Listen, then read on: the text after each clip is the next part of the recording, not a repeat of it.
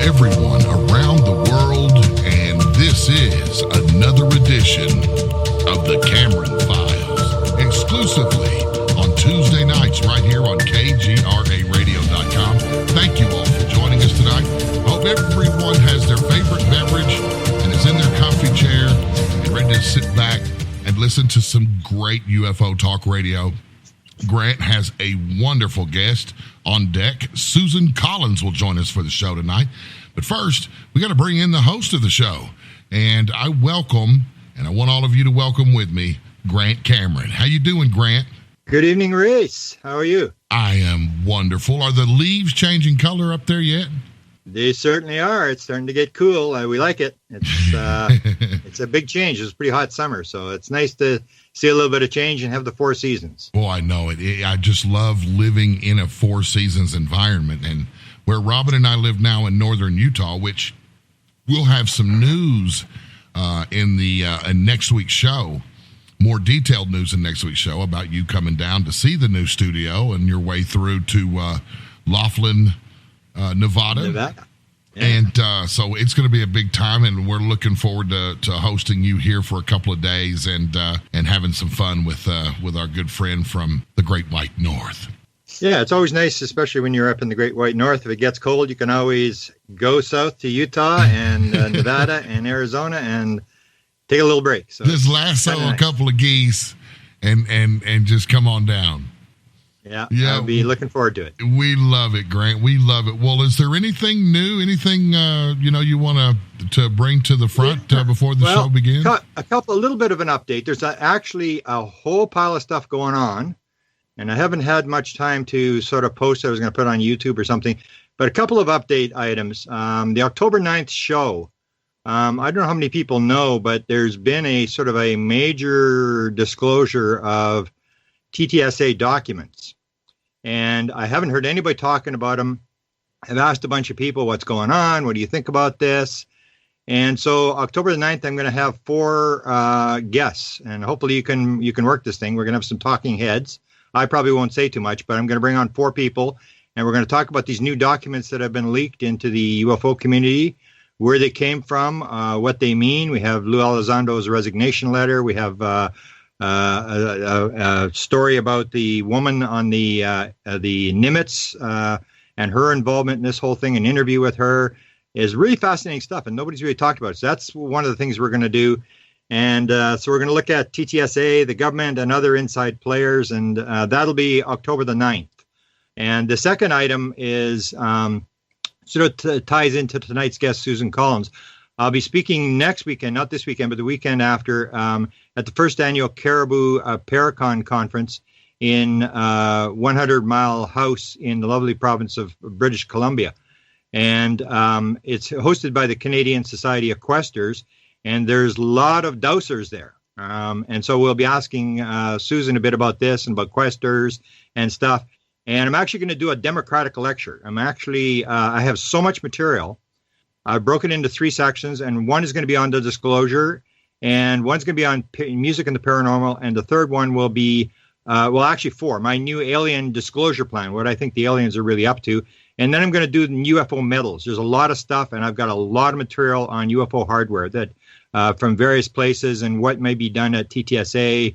There's lots of leaked documents, lots of rumors going on there. And because it's the Society of Questers and UFO people. The people are all over the map. It's not just UFO people. There's people who are into all sorts of weird stuff.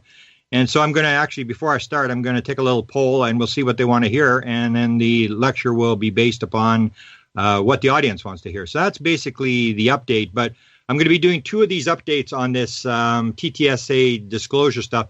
There's actually a lot of stuff going on in the background that people really don't realize. Whether it's being dropped by the government or whatever's going on, it's got my attention, but nobody seems to be talking about it. So I intend to talk about it.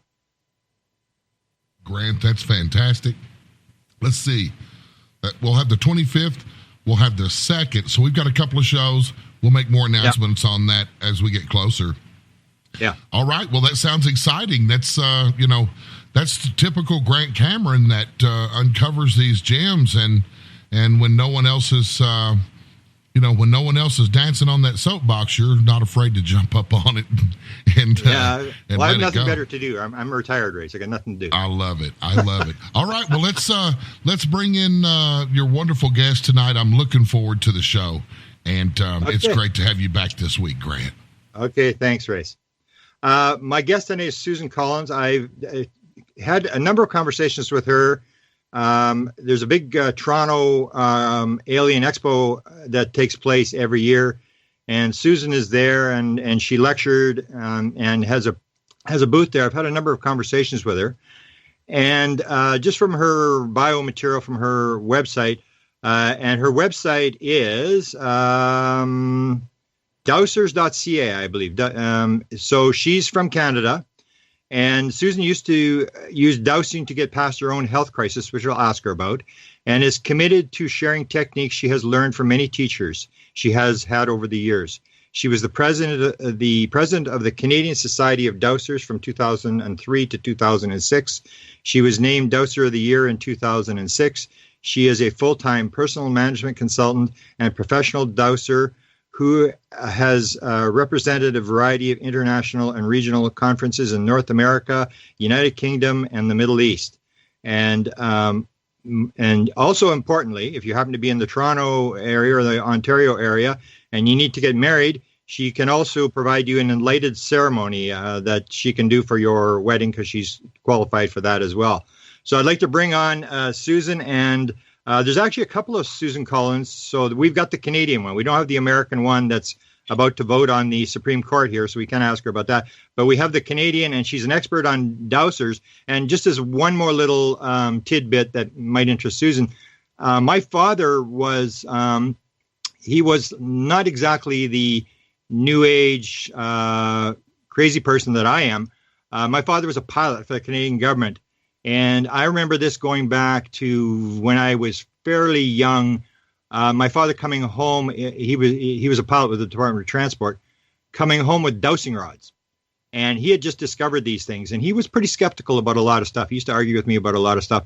But he came home with these dowsing rods, and he was absolutely floored. He couldn't figure how did this thing work, and we'd be going through the basement and looking for the water pipe, and we were all over the place, and he just had this thing, and that's all he could talk about was these dowsing rods. So welcome, Susan, and let's get talking about dowsing and your sort of theory of how the world actually works. Okay. Well, it's a pleasure to be here. And I love the way you describe the questers as being into weird stuff.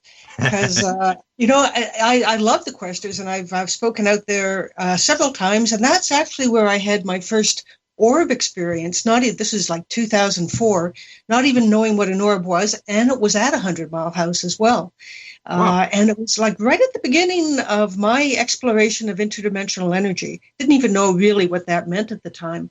But we were, we had our lectures, and it's tremendous amount of fun to share information and stories, and you come together, you have some learning. And then after that, you go out, go outside, maybe you get into nature, and you take that intellectual activity, and then you start putting that into your body and into the nature and starting to integrate. So that's what happened to me back then. Wow. Somebody took some photographs of what we were doing, and that was my first experience of having orb energies present in the photograph. Maybe you can answer for me about 100 Mile House, because it's such a small place. I'm thinking, how could you possibly have a conference? Like, I think it's like 5 hours from Vancouver or something, but it's a long way. It's a very beautiful place. That's, I guess they've got a lot of people who are into this kind of stuff in that area, because it's not really near any big city. Yeah, sometimes teaching in the big city or having conferences in the big city doesn't work so well because there's so many conflicting interests. But with 100 Mile House, honestly, British Columbia, it's a huge province. Yeah. It's a bit sparsely populated, and people would drive 12 hours to get to that conference. Wow, unbelievable. That's for American listeners. I mean, if you've never been to BC, they call it God's country. It's absolutely beautiful. It is. It's a beautiful environment, and this is going to be at a resort. I assume you were at this resort at 100 Mile House? I think resort might be stretching it. Yeah. Well, for the small town. It's always where can you find comfortable accommodation and pretty good food and a place for people to meet. So we're not fancy city people when we go to some of these places. Yeah, but for you and I, it's basically about going and communicate with people. It's really not about the sort of the where you're staying or whatever. Because as you probably know, I mean, everybody's up till 2 or 3 o'clock in the morning, and people don't really sleep, and it's so just one fun. conversation after another. Yeah, and really the whole point of what you're doing and what I'm doing and the whole radio station is to find community, because I find so many of us are by ourselves. Maybe we have a friend that we do this with, but generally our family thinks we're cracked, as you said, father, dancing on the soapbox, and I guess that describes what we're doing. Although, honestly, I have made an endeavor in my life, even though I'm way out on the fringe, I make a point of appearing as normal as possible, so that when I deliver the information, people go, "Oh, she looks like a reasonable person." Maybe there's something there. Well, you really didn't get started. I mean, into this kind of stuff. You had another life. So basically, go through your life, because you were doing the business thing and doing all sorts of other stuff before you got into this thing. Yeah. Well, I was in the corporate world, and all about the money, but I was actually born, I came in, as I like to say, I came in clairsentient, which means I could feel things around me. So there's clairaudient, people hear it, clairvoyant, people see it, different sorts of knowing, intuition, natural intuition that we have. For me, I was clairsentient, and from the baby, I could feel presence around me, which just terrified me. So at first I thought it was all ghosts. I thought it was monsters. My first big fear in my life was Frankenstein, and I really thought Frankenstein would come in my bedroom window. Wow. I think a lot of kids feel that or are afraid of that. And then, I thought it was ghosts, because honestly, I felt them all around me. And then it wasn't until really to the last few years when I started my dowsing practice, I embraced, my gift. That many of us have, but I had it naturally, so I started working with it. And, I'm a ghost buster, and I say now I'm also an alien buster, because it's not just ghosts out there. I started finding interdimensional presence. Okay. So for me, it's never been about the hardware or disclosure even. For me, it's the exploration of consciousness with these other beings. And, I'm a full-time practitioner. And depending on who I'm showing up with, I might say I'm a professional dowser, I'm a well locator, or I can say I'm a professional psychic, but that tends to scare people, so I don't say that so much. But I'm in a daily conversation with other dimensional energy, whether it's alien, ghost, or nature spirits, or past lives, future lives, simultaneous lives. There is a host of otherness out there. We're in these bodies, and we walk around, and we're pretty fortunate to have that. But concurrent with our physical existence is a whole other existence. So that's where I spend my time. So just when communication with those beings. When you're so you come into the world, you're clairsentient. So what's your interpretation? Is it multiple lives? And did you get that gift to come into the world to do something with, or how do you interpret what you have when you come into the world? Is it a random world? Is it? Well, that's a good question. And honestly, I've spent most of my life trying to figure that out. One of the symptoms of clairsentience I had, and other people probably have this too, was a sense of deja vu, where you experience something a second time. So you're walking down the street and, a combination of events happen, and that you've seen that before or not experienced it before. It's not as if something happens. It's exactly a full-on premonition.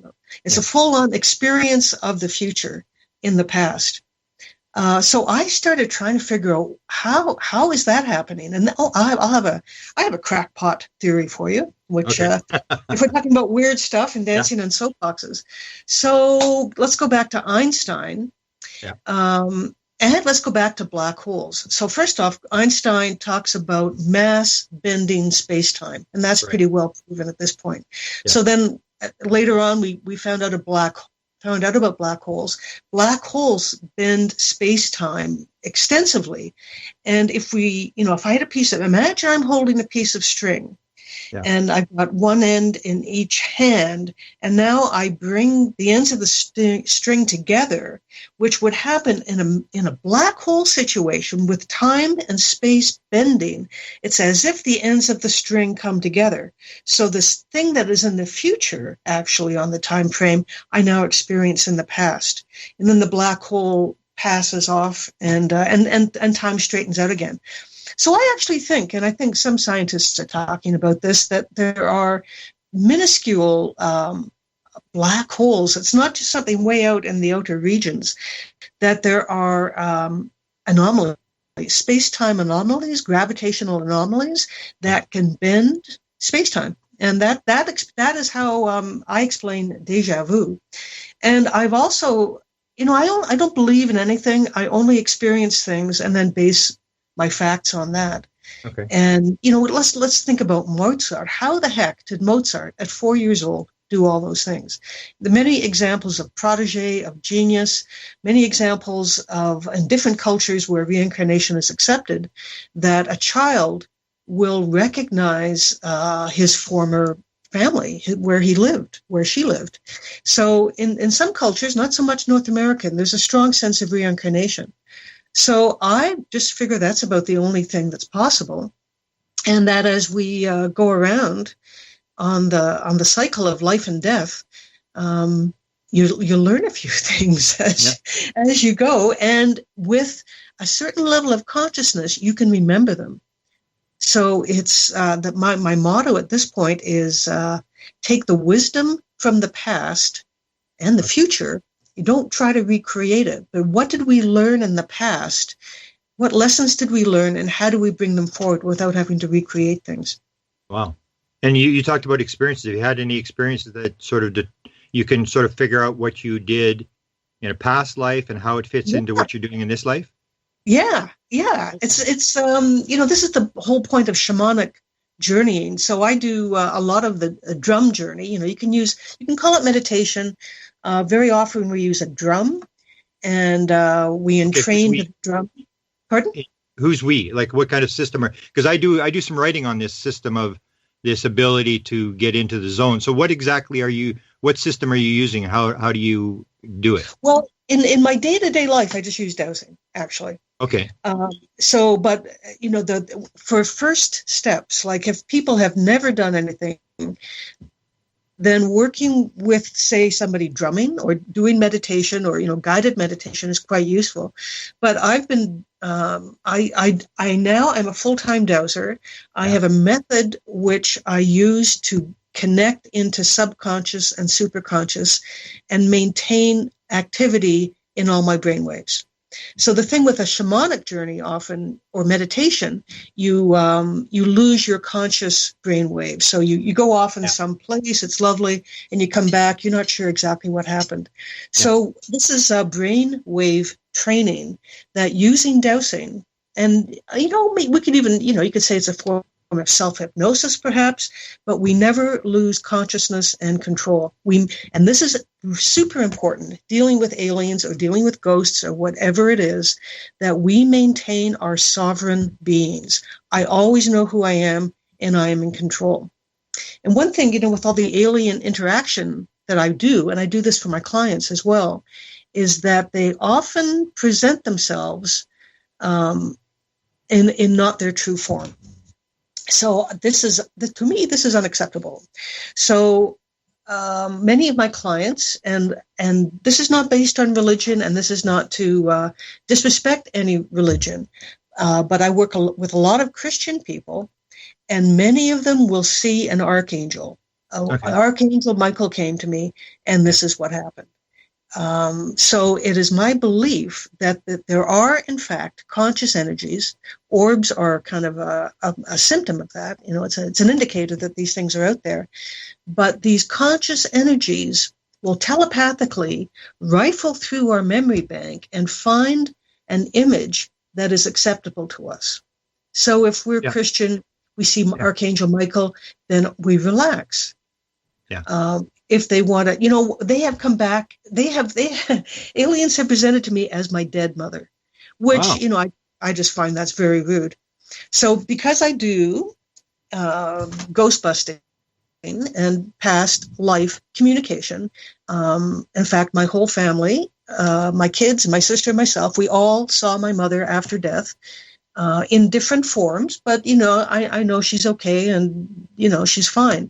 And before I do an interview, or, I've written the book, Meet Alien Energy with Dowsing, I will interview different conscious forms that I sometimes will seek them out, but usually they're just kind of hanging around. And one day I'm on the porch and I'm saying, okay, well, like, what do we need to know? What's new? Just as your host asked you, what's new with you? Yeah. So I say to the alien community, what's new?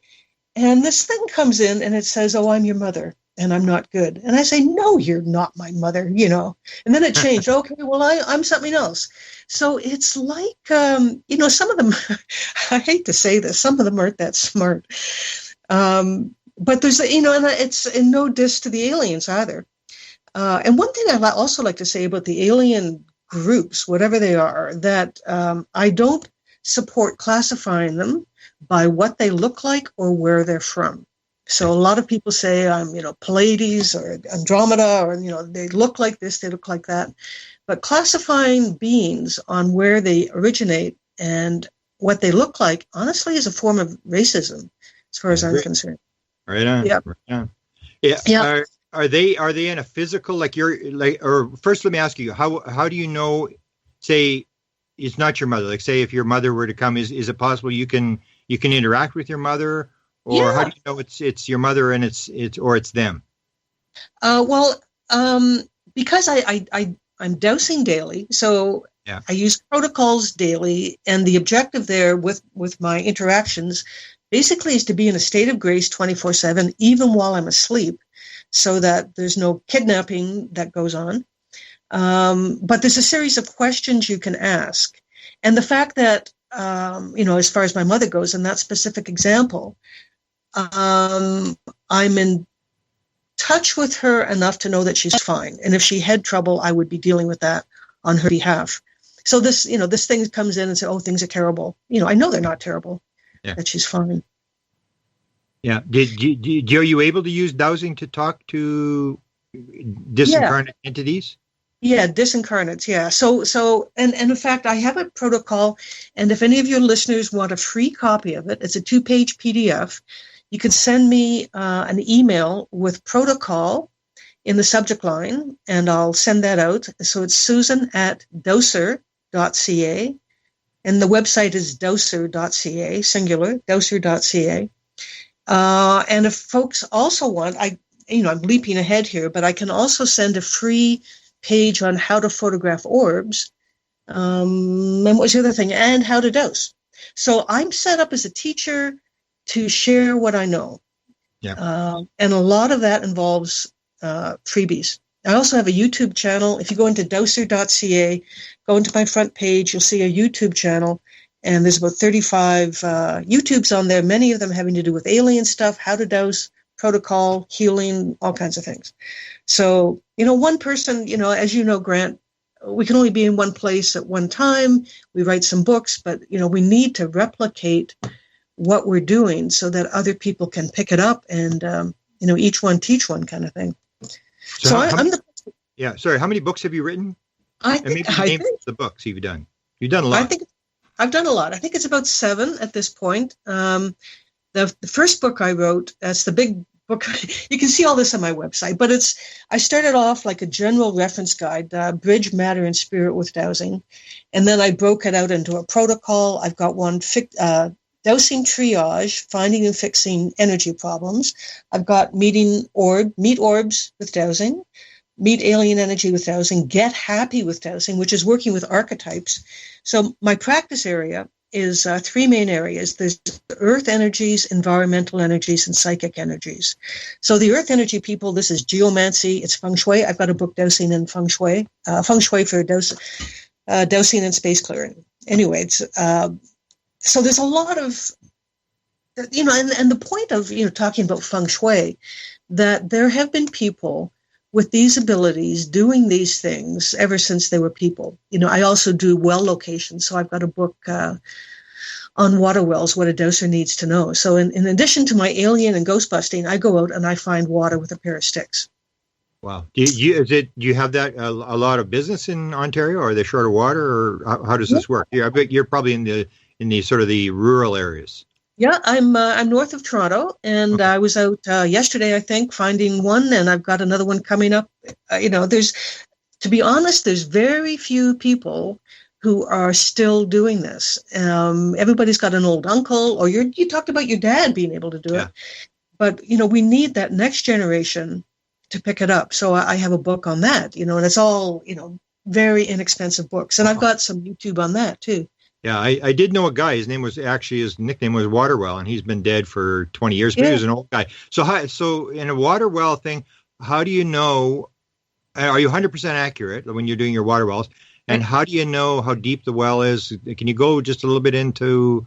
Sure, because it's the same principles. Once you use a dowsing protocol and you get into the energy, it doesn't matter whether it's earth energy, the water, conscious energy. So here we go. Moving water underground sets up electromagnetic radiation. Okay.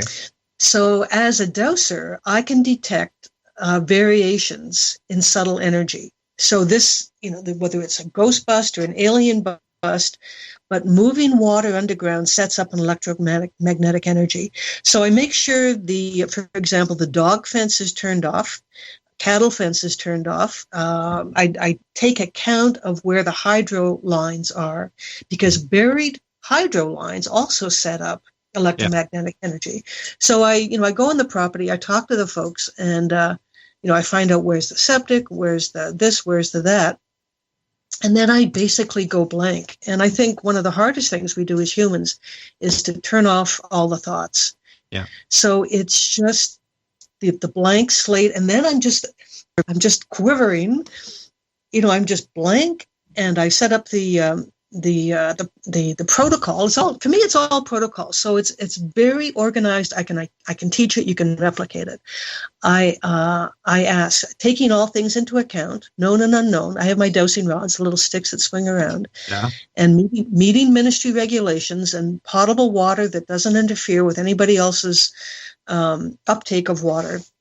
I say, please point to the most appropriate place to drill a well to meet the needs of this family, with a well that can be developed by the driller they plan to use with his equipment, and with a minimum requirement of probably at least 3 gallons a minute, something like that. Yeah. So I just read this program in. So first, I do my protocol.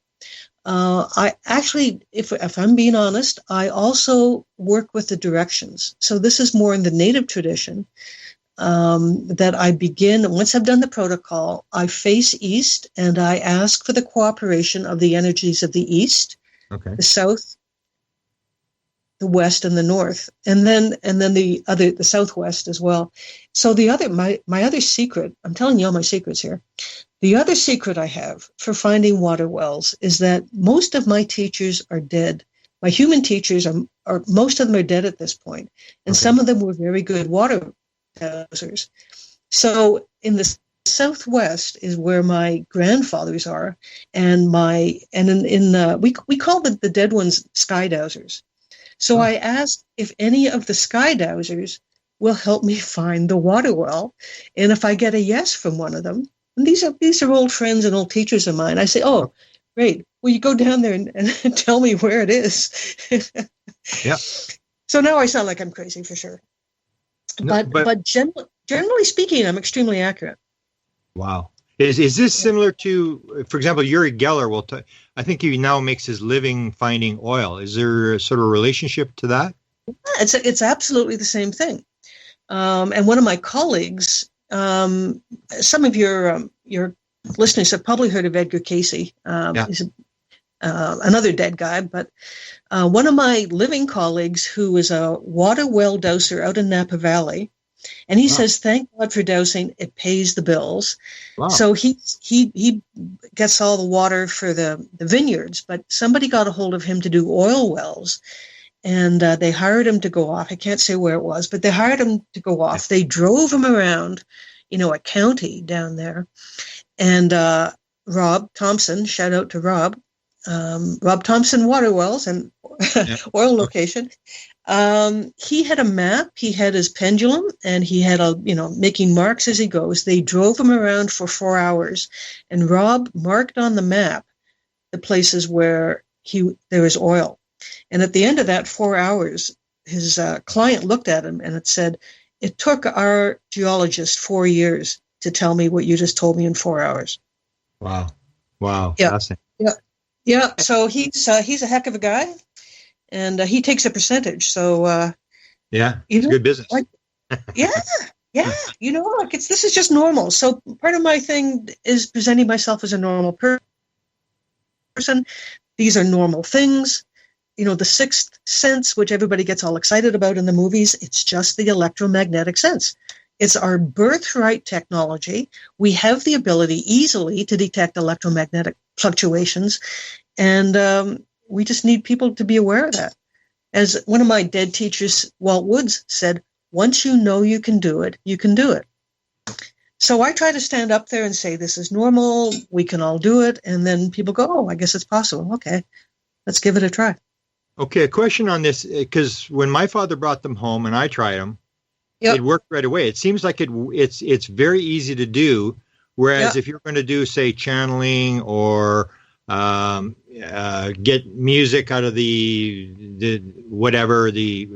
higher consciousness or whatever, it takes some practice. It takes to be a medium. You can't just be a medium. But it seems that this, for some reason, like anybody can grab those two rods and walk along, and it seems to happen. So what's actually making it so easy? Because it's not like you have to disassociate. I mean, maybe if you're doing like water wells where you're getting very accurate, or because I remember the first time I did it, it sort of worked, and that's I think what threw my father off too. Is it was just so easy that it was doing it, and he was going like, this doesn't make any sense. Like how can this be so simple? It's like, so what do you think? You're using, I remember you talked about the rods are like tools. They're just helping you. It's not the rods are doing anything. Yeah, the rods just amplify what the body knows. It's like picking up a hammer or a screwdriver or something. But to answer, why is it so easy when you're walking along finding earth energies or simple targets, found targets? I think partly is because if you are, I don't want to say just finding water, but if you're dealing with a natural element of where is the water, where's the electrical current, and a lot of contractors and electrical engineers and all kinds of people use this to find the break in the wire. If you're simply finding a natural physical object underground, where's the big stone, where is the leak in the pipe, then it's kind of straightforward. Once you start dealing with other consciousness, then it gets trickier because consciousness is tricky. Yeah. And, in the Ouija board, let me just say this about that it can be an extraordinarily dangerous tool because it's often given as a toy to children with no training. And in my experience, it truly is a doorway through which non-beneficial consciousness can enter. So I never recommend people without training, with real proper training, using Ouija boards. How many people in the world dowse? It wouldn't seem to me there would be that many. I mean, you seem to make it look like it's very important in life. You use it all the time, but what's the percentage of people that actually use this?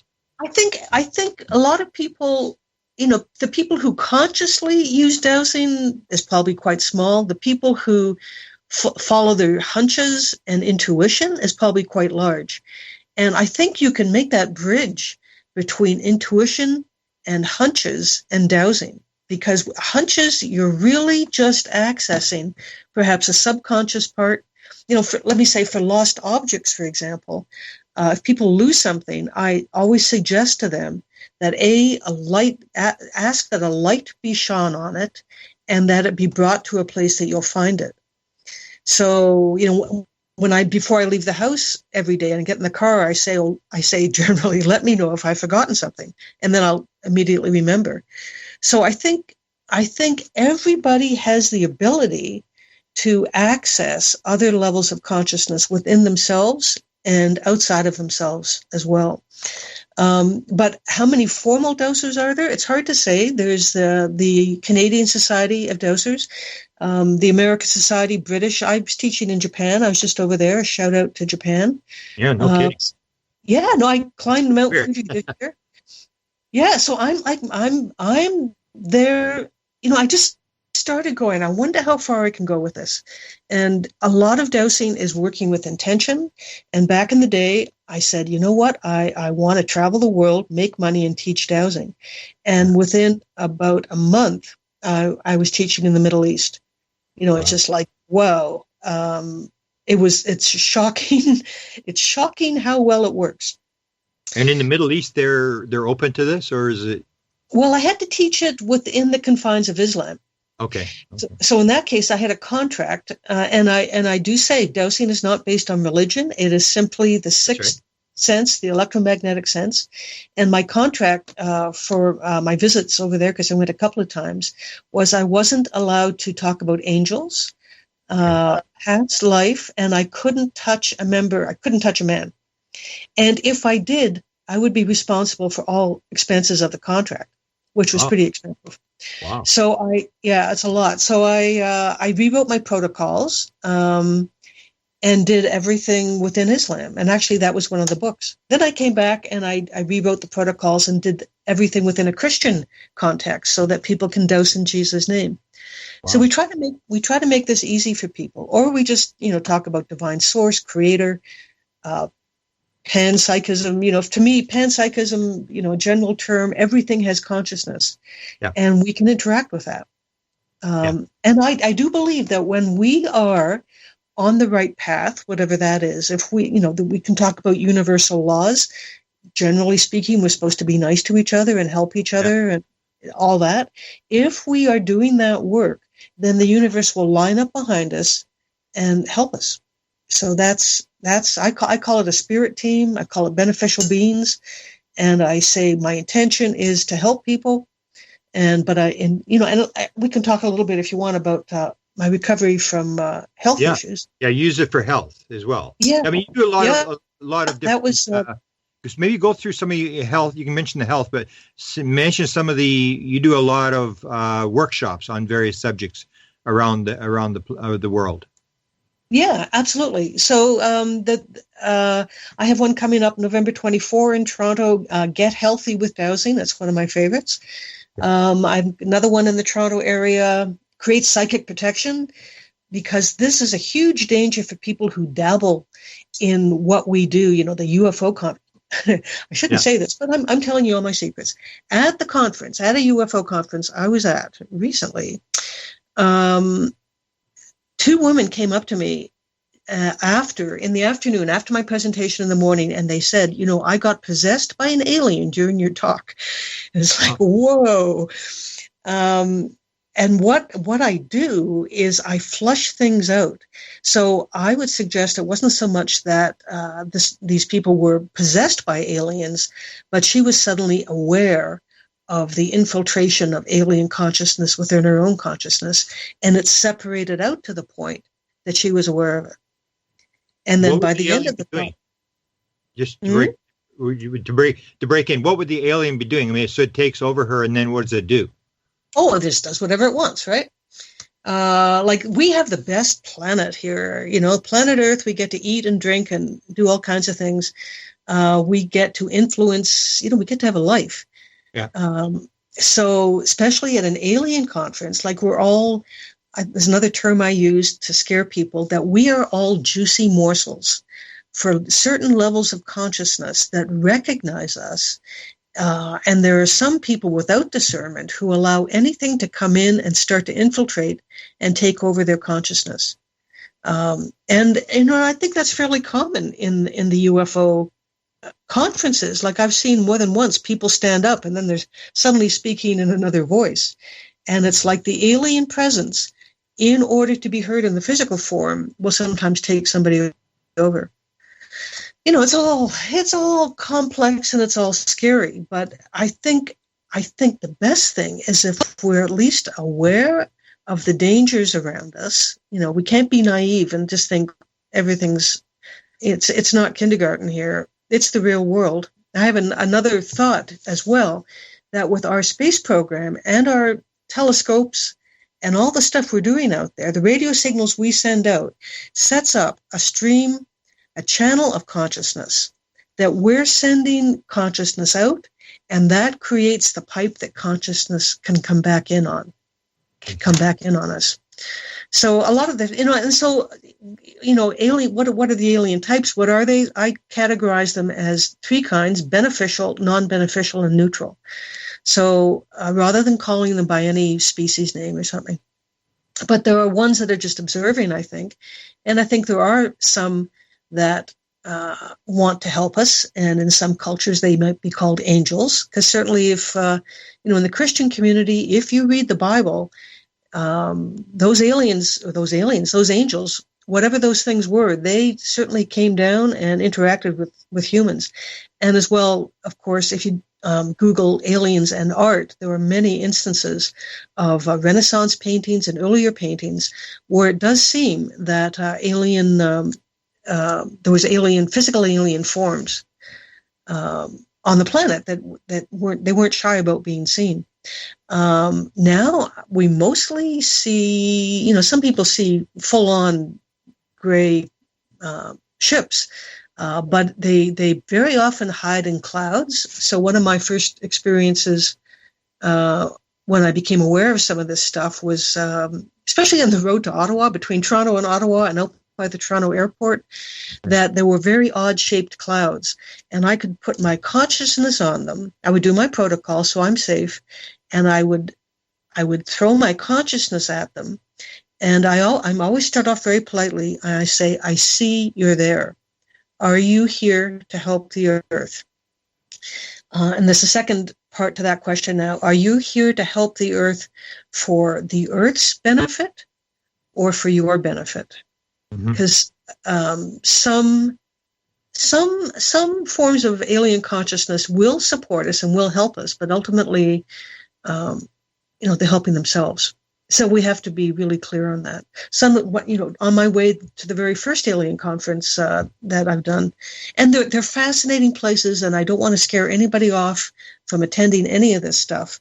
But as I'm driving in to the first conference, I'm asking, I do my protocol, and again, people, if they send me an email with protocol in the subject line, I will send that to you, Susan@Dowswer.ca. But I ask the question with my pendulum, do you want to take over people's minds and bodies? I got a yes. Have you taken over people's minds and bodies? Yes. Have you taken over people's minds and bodies at the conference? Yes. Do you want to take over mine? Yes. And then I say no. So much of what we do is just bringing to consciousness awareness of what the heck is going on out there, and then defending ourselves. Okay. One more question, then let's go back to health. Okay. Now I forgot the question. That's where do they reside? So a lot of people will ask me this question. You can hear, if you know the channeler Bashari says, we come to you in your dreams because now you're in our world, which would indicate they're in some sort of higher level of consciousness. Well, a different level of consciousness. But they'll be able to materialize into physical beings. So how do you define that? Is it all the same thing? Are all aliens able to manifest into a human being and then go back into an orb or whatever they go back into, or consciousness? Excellent question. There's a term called walk-in. There's a book by Ruth Montgomery, Strangers Among Us, and some people, and there's still people who do this today. They give up their own soul and allow something else to take over. Some people do that consciously. I really don't recommend it. But other people, it can happen to people if they are unconscious. For example, if they are drunk, if they are stoned, if they're in a hospital, catatonic. Not so much when you're asleep. That's why they invented prayers before you go to bed.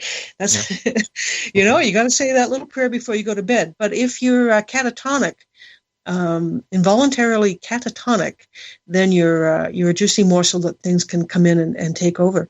But I've also met these beings and they come in on portals also. Yeah, I was So going to that's ask you about portals and orbs. We got to make sure we do that. We only got about 10 minutes left. I want to make sure I get that. But Serious? Oh my don't God. forget. Okay.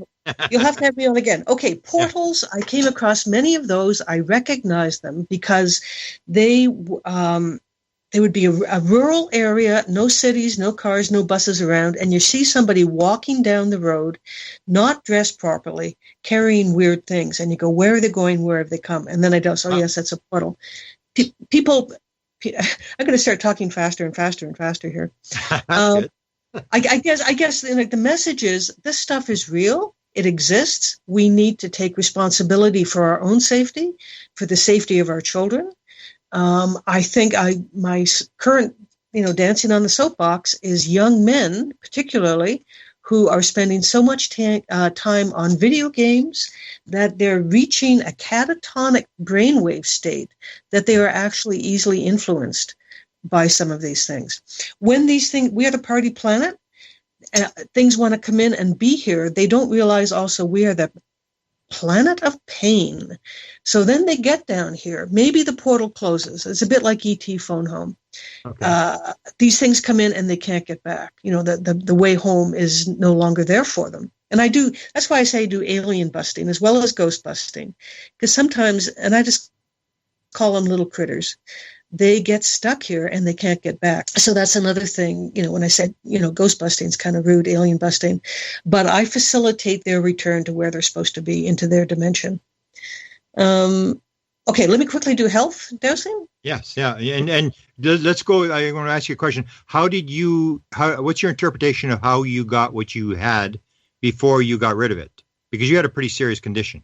Yeah, I was diagnosed with rheumatoid arthritis when I was 29. Within a few months, my hands were claws. They stayed claws for 23 years. I really lost the ability to walk. I had to quit my job. That's why I left the big, high-powered world.